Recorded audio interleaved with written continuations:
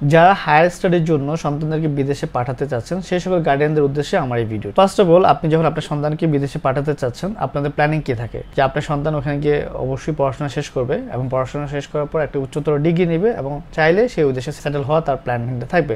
Normally আমাদের বাংলাদেশ থেকে যে স্টুডেন্টরা বাইরের দেশে পড়াশোনা করতে যায় তাদের উদ্দেশ্যই থাকে ওই দেশে গিয়ে সেটেল হওয়া। 20% বা 15% ক্ষেত্রে অনেকে দেশে ব্যাক করে দেশকে সার্ভ করার জন্য।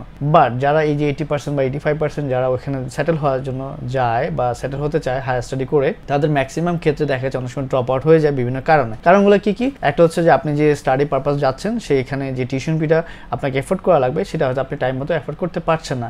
অনেক গার্ডিয়ান আছে যে তাকে প্রথম বছরের টিউশন ফিটা দিয়ে দেয়, পরবর্তীতে গিয়ে সে আর ফার্দার সাপোর্ট দিতে পারছে না।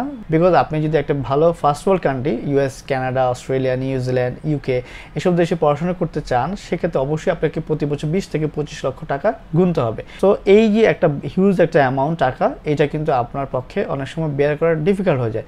সো আমি তাদের উদ্দেশ্যে বলবো, এবং যাদের ডেস্টিনেশন কান্ট্রি USA হয়ে থাকে, যে সেই USA গিয়ে পড়াশোনা করতে চায়, তাদের উদ্দেশ্যে বলবো আপনি যারা এখন ইন্টারমিডিয়েট পাস করেছেন তারা এখন থেকে চাইলেই EB3 প্রসেসটা স্টার্ট করতে পারেন। ইন দি মিন টাইম আপনি বাংলাদেশের যে কোনো ইউনিভার্সিটিতে আপনার গ্র্যাজুয়েশন কমপ্লিট করতে পারেন।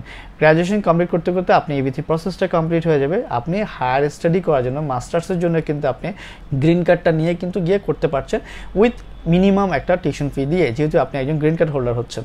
সো আমি আপনাদেরকে সাজেস্ট করবো এই জিনিসটা আপনার একটু রিথিঙ্ক করে দেখেন, যে আপনি এখন ফাইলটা প্রসেস স্টার্ট করলেন, বাই দিস টাইম বাংলাদেশে আপনি আপনার গ্র্যাজুয়েশনটা কমপ্লিট করে ফেলেন, 4 বছর সময় লাগবে, আপনার স্টাডিটা ড্রপ আউট হবে না, এবং পাশাপাশি আপনি কিন্তু গ্রিন কার্ড নিয়ে USAতে গিয়ে ফার্দার কিন্তু মাস্টার্সে আপনি ভালো কোনো টপ র্যাঙ্ক ইউনিভার্সিটিতে কিন্তু করতে পারছেন, যেহেতু আপনি গ্রিন কার্ড হোল্ডার, আপনি উইথ লো টিউশন ফি আপনি পড়াশোনা করতে পারবেন।